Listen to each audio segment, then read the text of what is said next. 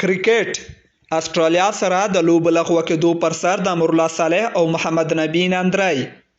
د افغانستان د مخکینی ولسمشر لومړي مرستیال امرالله صالح هغه څرګندونې نندریزې شوي چې د استرالیا لخوا یې له افغان لوبډلې سره د لوبو لغوه کول یو معنا لرونکی حرکت بللی دی.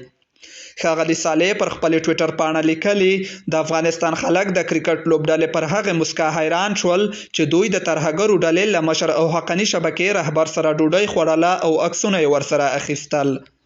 خو محمد نبي د ښاغلي صالح د څرګندونو په غبرګون توند غبرګون ښودلی دی. محمد نبي د ښاغلي صالح د ټویټ په ځواب کې لیکلي قدرمن صالح ستاسو دغه ټویټ زه حیران کړم. هیڅوک د افغان لوبغاړو وطن دوستۍ او ژمنتیا تر پوښتنې لاندې نشي راوستلی. موږ اوس هم تر ملي بیرغ او ملي سرود لاندې لوبیږو او د نړۍ په کونج کونج کې د خپل هیواد د رښتینو ارزښتونو استازیتوب کوو.